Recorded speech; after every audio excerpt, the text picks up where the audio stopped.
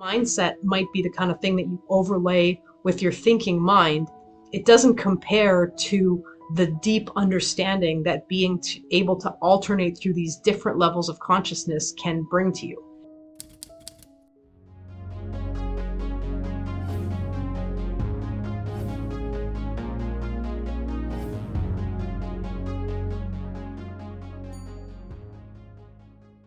Hey, real estate fans. Welcome to this week's episode of the Real Estate Investors Club podcast. Today, I want to take a little bit of time to delineate for you an issue that is pretty close to my heart and that I love to talk about. And I realize that I've actually never done a solo episode on my own show that explains this. I've had the opportunity to guest on a bunch of other people's shows to talk about the difference between mindfulness and mindset, but I've never done my own solo episode about this topic. So I wanted to do that for you guys this week. So in our industry, there's a lot of talk about mindset. Any coaching program you go to, pretty much any seminars, any podcasts you listen to, any gurus you talk to, any people who've done personal development in this field will all talk to you about mindset. Now, I prefer mindfulness, and I want to explain to you what the difference is between working on your mindset and working on your mindfulness. So when we talk about mindset, we're talking more about something that's on the level of conscious thought. So that would be something like positive affirmations. It's the 4 a.m. morning routine that, while I don't want to knock it, I assure all of you, I am not at the gym at 4 a.m. I am not doing positive affirmations in the mirror. I am in my bed sleeping. So for all of those mindset fans who have a morning routine, that kind of goes into the package of what I would consider to be mindset.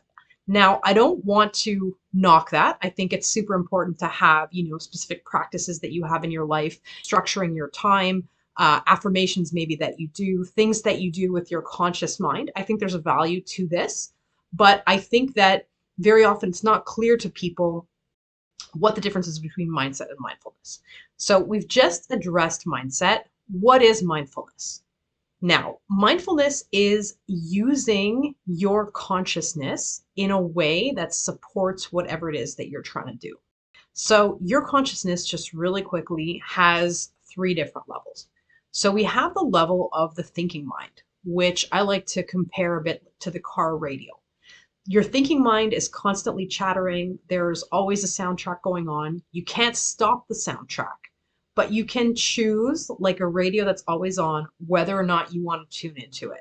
And, I have a little kid at home. I know that sometimes I can't make him be quiet, but my mom brain can sort of tune out a little bit from what he's saying in order to maybe get something else done at the same time. And your thinking mind operates in exactly the same way. That voice, that inner voice, is always going to be talking to you, but you have a decision to make, and you have a choice in terms of how much you identify with that thinking, how seriously you take it. The next level of consciousness is emotions. And emotions, I like to compare, there's a lot of car analogies in what I'm about to say, but I like to compare emotions a little bit to either, the weather that might be going on outside, or lights on the dashboard in your car.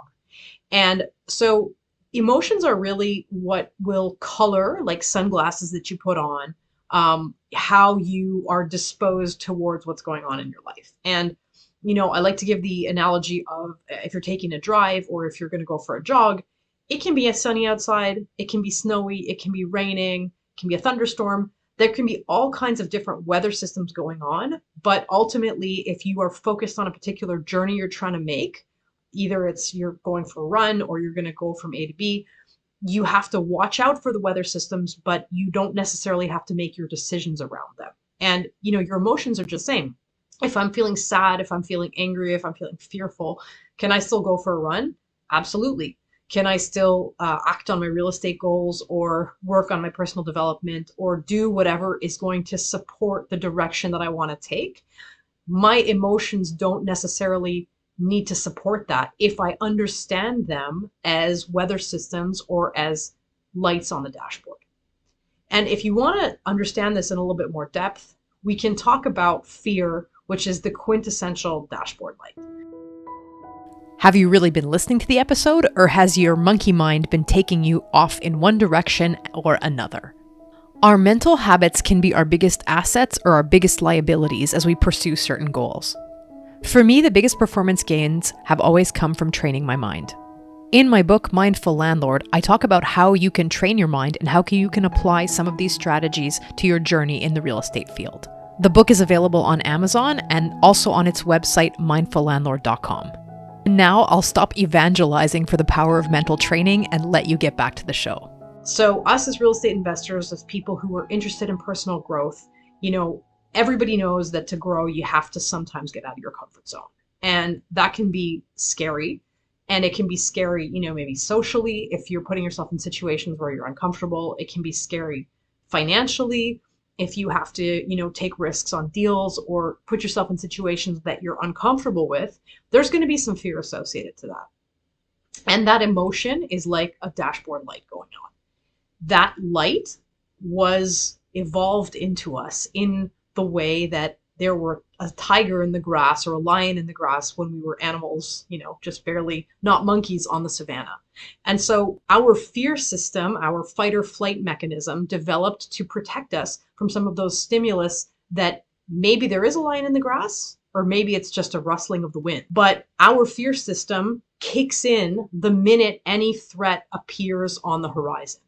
And so just like the dashboard light. And sometimes the dashboard light means you have to pull over and check engine. But sometimes it means that there's like some sensor that's not well calibrated and you can continue your drive as you previously expected without necessarily changing course as a result of that. And this is where fear is super tricky, because we have to kind of parse out, like, okay, I'm having a fear response right now. What am I reacting to? Is there a lion in the grass, or is the grass just rustling?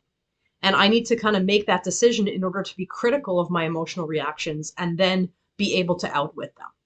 Now, sadness, anger, anger and fear are a little bit like flip sides, right? Like they're both part of the fight or flight response. The anger response is going to be more the fighting side. The fear is going to be more the flight side. And so like fear is one of the easiest systems to manipulate with mindfulness practice. And so, your fear level is just basically like your physical arousal. And so the physiological fear reaction will be things like, the adrenaline dump feeling, your pupils dilate so that you can see better. Your body prepares itself to be able to do more physical activity. You have your blood vessels that dilate in order to send more blood to your muscles. So there's this whole sort of, your heart rate accelerates, your breathing accelerates. So there are all these things that prepare you for that, to respond to that fear stimulus. And if you want to learn to amp that down, you're going to be able to, by making, physically calming things. Either it could be controlling your breathing. It could be, kind of learning to take control of some of those physiological fear responses. You're going to actually begin to be able to lower your emotional response to that. So that's like kind of a little bit more of a complex question.